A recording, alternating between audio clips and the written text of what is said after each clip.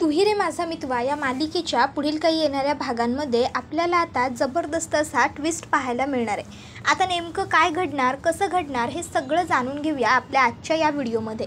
चला तर मग मित्रांनो, अजिबातच वेळ वाया न घालवता सुरुवात करूया आपल्या आजच्या या व्हिडिओला। तर आता आपण इथे पाहिलेलंच आहे की इशू आणि अर्णव हे दोघंजण जाऊन तर आलेत इशूच्या माहेराहून, पण आता ते मुद्दामून राकेशच्या समोर असं सांगतात की ते दोघंजण गेले होते डेटवर। आणि ही गोष्ट ऐकल्यानंतर आता लावण्याला खूपच जास्त राग आलेला असतो, जेलसी फील झालेली असते। आणि आता लावण्याने ठरवलेलं असतं की आता आपण ARला ह्या गोष्टीची जाणीव करून द्यायची की ईश्वरी त्याच्यासाठी परफेक्ट नाही आहे। तर आता इकडे ईश्वरी आणि अर्णव हे दोघं वरती आलेले असतात। अर्णव ईश्वरीला म्हणतो की मला मामाने विचारलं मी तुला डेटवर कुठे नेलं होतं, वल्लरी मामी समोर होती म्हणून मला खरं बोलता नाही आलं। मी मामाला सांगितलं की मी तुला एका रेस्टॉरंटमध्ये नेलं होतं। त्यावर इशू म्हणते काय, अहो मी अंजली ताईंना सांगितलं की आपण भेलपुरी खायला गेलो होतो ठेल्यावर। त्यावर अर्णव म्हणतो miss Indore, are you serious, are you kidding? अगं सात्विक फॅशनचं CEO स्वतःच्या बायकोला ठेल्यावरती भेलपुरी खायला घेऊन जाऊ शकतो का काही बोलतेस तू? त्यावर इशू म्हणते जर बायकोला आवडत असेल तर काय हरकत आहे। अर्णव म्हणतो मग एक काम करायचं ना, सरळ असं सांगायचं होतंस की आम्ही इंदौरला गेलो होतो, म्हणजे कसं समोसा संध्याकाळी, सकाळी काय ते तुमचं ते भेलपुरी, हां दिवसभर तेच करत बसलो असतो। त्यावर मग इशू म्हणत असते सर इंदौर से हम, उगाचच्या उगाच तुम्ही सतत मला टोमणे मारायचे नाही, मला आवडणार नाही। त्याबरोबर अर्णव म्हणतो मी मुंबईचा आहे। मग इशू मला तुमच्याशी बोलायचंच नाही आहे असं म्हणत आता खाली येते किचनमध्ये आणि म्हणत असते मला ना आता भडकूचंदबरोबर बोलायचंच नाही आहे, माझं डोकं जरा आता शांत व्हायला हवं। त्याबरोबर आता लगेचच इकडे अर्णव त्या ठिकाणी येतो। आता अर्णवला तिथे आलेलं बघून इशू म्हणत असते सर कशाला आलाय तुम्ही इथे, काय काम आहे तुमचं? त्याबरोबर अर्णव तिला म्हणत असतो की जिलेबी भरवायला। आणि मग अर्णव आता स्वतःच्या हाताने इशूला जिलेबी भरवतो। आता अर्णवने जिलेबी भरवल्यानंतर इशूला जो राग आलेला असतो तो अगदी सढळ पटकन असा निघून जातो। अर्णव म्हणतो ह्या जिलेबीवर ज्याप्रमाणे पाक लावलेला आहे ना त्याप्रमाणे तुझा राग आहे तुझ्यावर। इशू म्हणते म्हणजे? त्यावर अर्णव सांगतो पटकन विरघळतो आणि छान पद्धतीने तुझ्या रागाचं लोणीही होतं, काय बरोबर ना? आता अर्णवने हे जे काही यमक जुळवलेलं असतं ते ऐकून इशू म्हणते नाही जमत। अर्णव म्हणतो काय? इशू म्हणते स्तुती करायला तुम्हाला नाही जमत, नका प्रयत्न करत जाऊ, आणि खोटी स्तुती तर खरंच नाही जमत तुम्हाला अर्णव सर। त्यावर मग मात्र आता अर्णव हा ईश्वरीला काहीच बोलत नाही, तो शांत राहणं पसंत करतो। तर हे सगळं राकेश बघत असतो आणि राकेशची जेलसी वाढत चाललेली असते। राकेश विचार करत असतो की लवकरात लवकर काहीही करून ह्या अर्णव ईश्वरीला एकमेकांपासून वेगळं केलंच पाहिजे। या दोघांनी एकत्र राहणं आपल्यासाठी चांगलं नाही आहे, कारण हे दोघं जितके एकत्र राहतील तितका या सगळ्यामुळे आपल्याला त्रास होत जाणार आहे। पण काय करायचं, कसं आता ह्या दोघांना एकमेकांपासून लांब ठेवायचं, या सर्व गोष्टींचा विचार आता राकेश करत असतो। राकेश हा मनातल्या मनात म्हणत असतो माझी इंदौरी जिलेबी फक्त माझीच आहे आणि आयुष्यभर माझीच राहणार। ह्या चिंटुकल्याला वाटत असेल की हा जिंकलाय, पण नाही, हा याचा घोर गैरसमज आहे, कारण माझ्या इंदौरी जिलेबीला माझ्यापासून दूर कोणीच नाही करू शकत। तर आता इकडे लावण्याने ट्रॅप रचलेला असतो। तिने काय केलेलं असतं, तिने एका मीडिया पर्सनला हायर केलेलं असतं ह्या कामासाठी, आणि तिने त्याला 25,000 रुपये दिलेले असतात आणि त्याला सांगितलेलं असतं की सात्विक फॅशनचा CEO अर्णव राजे शिर्के याचं नुकतंच लग्न झालेलं आहे आणि त्याच्या बायकोचं नाव ईश्वरी देसाई। ह्या दोघांनी लग्न केलं आहे खरं, पण त्या दोघांमध्ये कुठल्याही प्रकारची कम्पॅटिबिलिटी नाही आहे, ना एज्युकेशनच्या बाबतीत, ना पैशांच्या बाबतीत, ना नॉलेजच्या बाबतीत, ना बिझनेसच्या बाबतीत, ना क्लासच्या बाबतीत, ना फॅमिलीच्या बाबतीत, कशातच नाही। सो आता तू यांचा इंटरव्ह्यू घ्यायचा आणि यांना हे दाखवून द्यायचं, मेजॉरिटी अर्णवला हे दाखवून द्यायचं की कसा तो चुकीच्या मुलीमध्ये अडकला आहे, कसा त्या मुलीने त्याचा फायदा घेतला आहे, कशा पद्धतीने ती पूर्णपणे त्याच्यासाठी चुकीची आहे, कळलं? त्यावर तो म्हणतो अहो मॅडम पण मी हे असं का करू, त्यांचं तर लव्ह मॅरेज आहे, अर्णव साहेबांनी स्वतः हे मीडियासमोर सांगितलं आहे। त्यावर आता लावण्या म्हणत असते मी जितकं सांगते तितकं कर, हे 25,000 रुपये तुला मी देते ना, मग मी जे सांगेन तेच करायचं. आणि ती त्याला आता एक चिठ्ठी लिहून देते. त्यामध्ये तिने 10 प्रश्न तयार केलेले असतात आणि आता त्याला सांगितलेले असतात की हे 10 प्रश्न आहेत जे तू त्या दोघांनाही विचारायचे आणि याची उत्तरं पूर्णपणे त्यांच्याकडून वेगळी वेगळीच आली पाहिजे याची काळजी घ्यायची. ते दोघं एकमेकासाठी मॅच नाही आहेत हे त्याला कळलं पाहिजे. त्याबरोबर लगेचच आता तो म्हणायला लागतो की येस मॅम, तुम्ही जसं सांगितलं आहे तसंच होईल. आणि मग आता लावण्य म्हणत असते, ए यार तू फक्त माझा आहेस, फक्त माझा. तुला मिळवण्यासाठी मी काहीही करू शकते, अगदी काहीही. तुला काय वाटलं मी तुला इतके सहजासहजी सोडून देईन? नाही रे, माझं तुझ्यावर खरोखर प्रेम आहे, मनापासून खूप खूप प्रेम. आणि मी कायम करत राहणार आणि माझं प्रेम मिळवण्यासाठी मी काहीही करू शकते. अरे प्रेमच काय, लहानपणापासून या लावण्याला जे हवं आहे ते मिळवण्यासाठी लावण्य कोणत्याही थराला गेली. मग हे तर माझं प्रेम आहे, मी इतके सहजासहजी सोडून देईन का? कधीच नाही. लावण्याला जे हवं आहे ते लावण्या मिळवल्याशिवाय राहत नाही, मग तिच्यासाठी तिला काहीही किंमत चुकवावी लागली तरीही. तर आता इथे आकाशने ईश्वरीला आणि अर्णवला सांगितलेलं असतं की एक मीडिया पर्सन आहे, त्याला तुमची इंटरव्ह्यू घ्यायची आहे. लग्नानंतर तुमच्या इंटरव्ह्यू झालेले नाही आहेत, तर मला वाटतं तुम्ही इंटरव्ह्यू द्यावी. आता ईश्वरीबरोबर इंटरव्ह्यू द्यायचे असते, त्यामुळे अर्णवसुद्धा खुश होतो आणि तो या इंटरव्ह्यूसाठी तयार होतो. तर आता अर्णवबरोबर इंटरव्ह्यूला बसायचं ह्या गोष्टीमुळे इशूसुद्धा खूपच जास्त खुश असते आणि आता इशूसुद्धा इंटरव्ह्यूसाठी छान तयार होते, कारण तिला वाटत असतं की अर्णव सरांबरोबर हा माझा इंटरव्ह्यू आहे. अर्णव सरांना छान वाटलं पाहिजे, त्यांच्या नावाला डाग लागता कामा नये, मी त्यांना अगदी छान वाटले पाहिजे, सूट झाले पाहिजे. इशूने छान अशी साडी घातलेली असते, छान तिने थोडं नेहमीप्रमाणेच मेकअप वगैरे केलेला असतो आणि ती आता आवरून रेडी होते. आता जी व्यक्ती इंटरव्ह्यू घेणार असते तीसुद्धा घरी आलेली असते आणि आता अर्णवला ते विचारतात की सर आपण सुरुवात करायची का? त्यावर अर्णव म्हणतो येस ऑफकोर्स. आणि मग आता अर्णवच्या आणि इशूच्या इंटरव्ह्यूला सुरुवात होते. आता जशी इंटरव्ह्यूला सुरुवात होते ते अर्णवला प्रश्न विचारायला सुरुवात करतात. लावण्याने सांगितलेले प्रश्नच त्यांनी विचारलेले असतात. आम्हाला असं कळलं ईश्वरी मॅम की तुमचं आधी लग्न ठरलं होतं, पण ते लग्न मोडून तुम्ही अर्णव सरांबरोबर ASR बरोबर लग्न केलं. तुम्ही ASR बरोबर लग्न करण्यापाठचं कारण तरी नेमकं काय? नाही म्हणजे तुमचं खरोखर अर्णव सरांवर प्रेम आहे की पैशांखातीर तुम्ही त्यांच्याबरोबर लग्न केलं? आता असा प्रश्न विचारल्यावर ईश्वरी ही जरा इनबॅलन्स होते, म्हणजे तिला काय बोलावं हे कळत नसतं. तर अर्णव हा आता लगेचच सगळ्यांना सांगत असतो, सगळ्यात महत्त्वाची आणि पहिली गोष्ट, माझं तिच्यावर प्रेम होतं, तिचं माझ्यावर सुरुवातीला नव्हतं.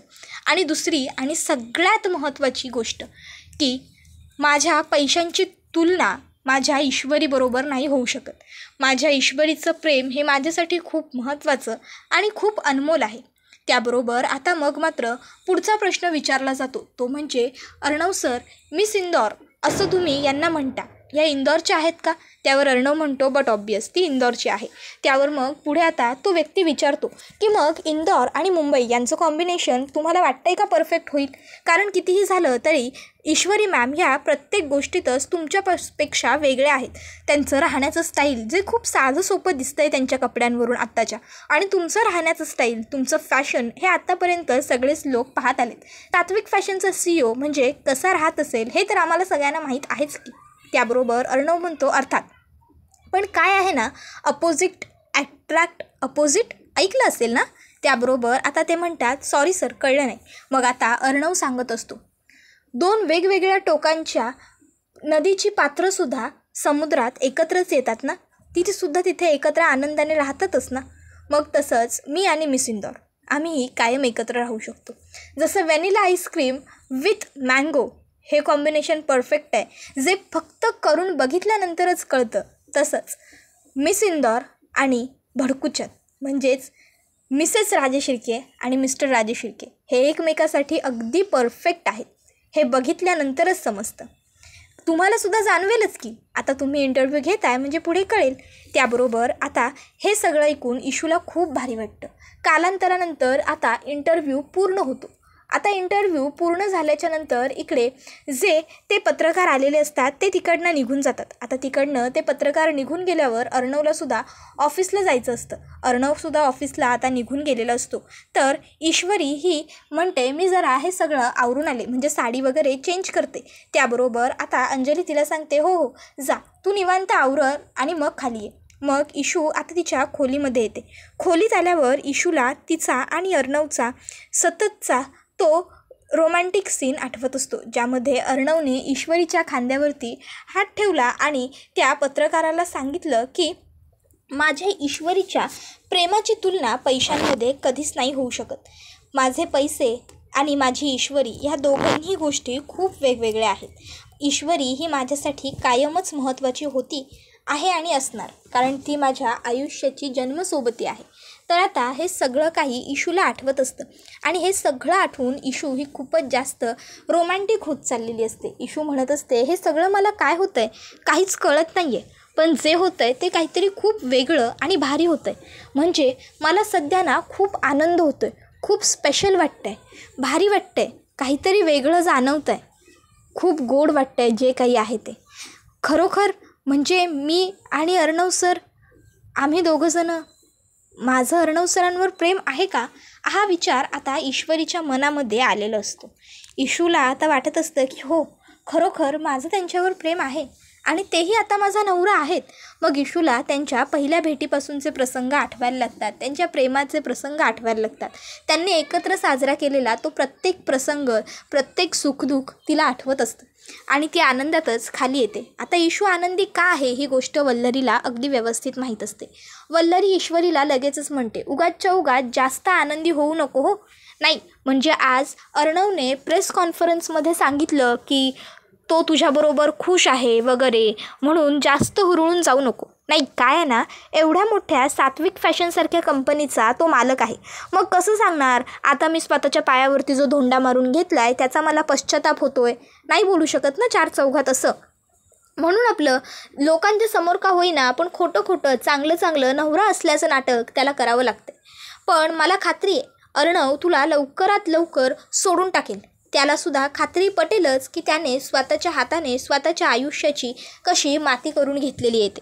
अर्णव कुठे तू कुठे. आमचा अर्णव म्हणजे लाखात एक हिरा आणि तू त्याच्यासमोर तुझी उभी राहायची लायकी नाही आहे.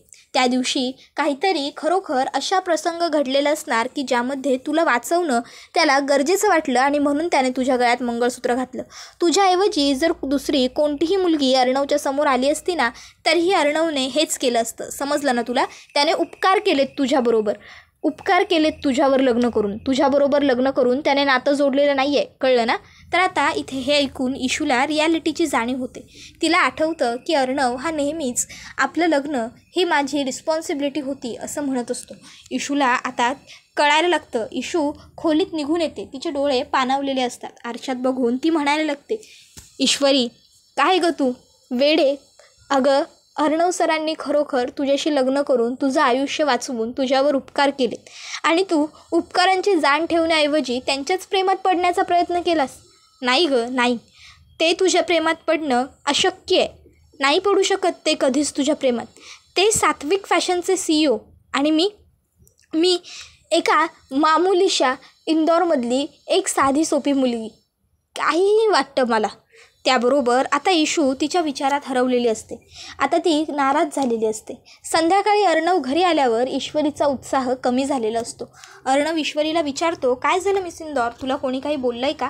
पण इशू अर्णवला खरं सांगणं टाळते. अर्णव इशूला फिरायला जाऊया असं म्हणतो आणि तो तिला फिरायला घेऊन जातो. ते दोघंजणं बाहेर जातात तरीही ईश्वरीचा मूड काही फार बरा झालेला नसतो. ती नर्वसच असते. त्यानंतर घरी येताना अचानक सिग्नल लागतो. सिग्नलला त्यांची गाडी थांबलेली असताना तिथे एक लहान मुलगी येते आणि म्हणत असते ताई अगं एक तरी फुगा घे ना, सकाळपासून काही खाल्लेलं नाही आहे, पाणीसुद्धा प्यायले नाही आहे, पैसे हवेत गं. त्यावर इशू तिला पैसे देत असते. तर ती मुलगी म्हणते मला पैसे नको तुझ्याकडून, माझा फुगा घे आणि मला मग पैसे दे.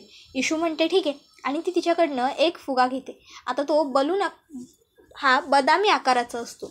तो फुगा घेतल्यानंतर इशू तो मागे गाडीमध्ये सीटवर ठेवते. तर आता अर्णव आणि ईश्वरी घरी आलेले असतात. अचानक अर्णवला ऑफिसमधून फोन येतो आणि महत्त्वाचं काम असल्यामुळे अर्णवला ऑफिसला जावं लागतं.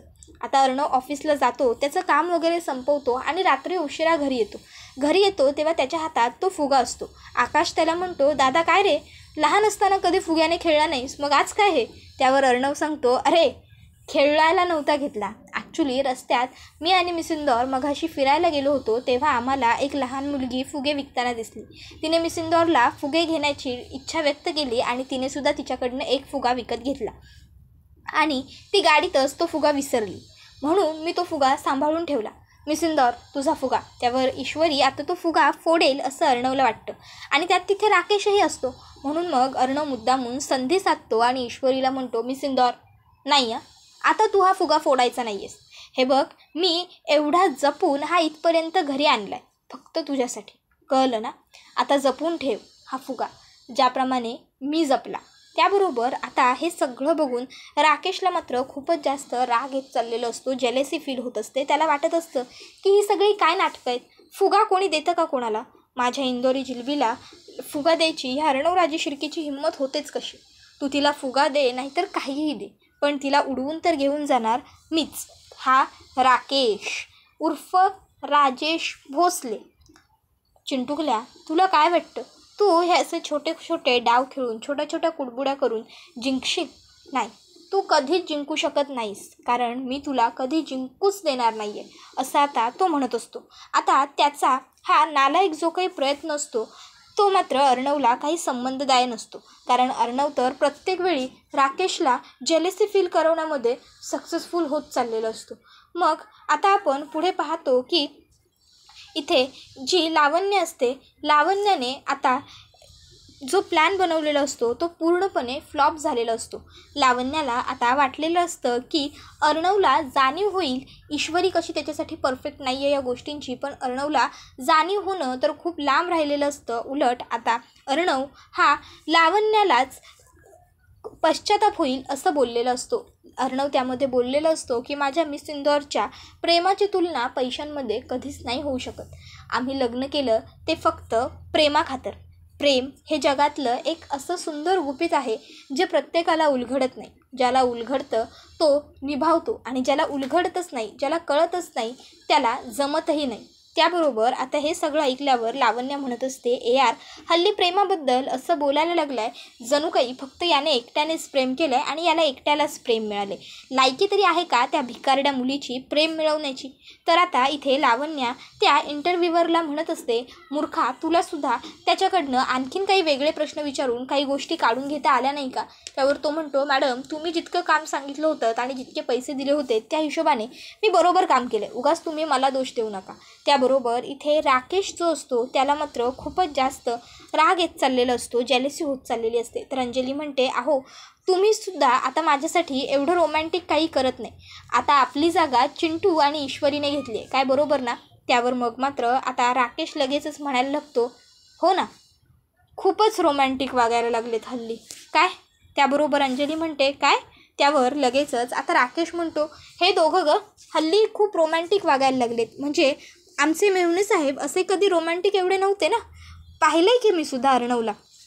पण ईश्वरीजींबरोबर लग्न झाल्यापासून अर्णव हल्ली खूपच रोमॅन्टिक वागायला लागलेलं आहे, पण सांभाळून हो अर्णव. त्याबरोबर आता लगेचच इकडे तो म्हणायला लागतो की खरोखर अर्णव खूपच रोमॅन्टिक वागायला लागला आहेस, पण जरा जपून हो, नाहीतर कधी घात होईल ते कळणार नाही. आता सगळे त्याच्याकडे बघायला लागतात, तर तो म्हणतो, नाही म्हणजे कामाचा घात होऊ शकतो ना या सगळ्यामध्ये, रोमॅन्सच्या नादात कामाकडे लक्ष राहणार नाही. त्याबरोबर आता वल्लरीसुद्धा म्हणते, हो हे बरोबर बोलला, नाही मोठी लोक पोरीच्या नादात पैसा विसरले आणि बर्बाद झाले. अर्णव तसं काही होऊन देऊ नकोस रे बाबा. अर्णव म्हणतो, डोंट वरी, माझं काम, माझं प्रोफेशन आणि माझं पर्सनल लाईफ हे सगळं वेगळं ठेवता येतं मला. त्याबरोबर आता सगळ्यांचीच तोंड अर्णवने बंद केलेली असतात आणि हा व्हिडिओ इथेच संपतो। व्हिडिओ आवडला असेल तर व्हिडिओला लाईक करा, चॅनलवर नवीन असाल तर चॅनलला सबस्क्राईब करा आणि बेल आयकॉन आठवणीने प्रेस करा, जेणेकरून तुम्हाला पुढच्या प्रत्येक व्हिडिओचं नोटिफिकेशन मिळत जाईल आणि सर्व व्हिडिओंचा आनंद अगदी उत्तम पद्धतीने घेता येईल। चला तर मग आजच्या पुरतं इथेच थांबूया। पुढचा व्हिडिओ येईपर्यंत ह्या व्हिडिओचा छान पद्धतीने आनंद घेत राहा। टाटा, बाय बाय, धन्यवाद, take care all of you.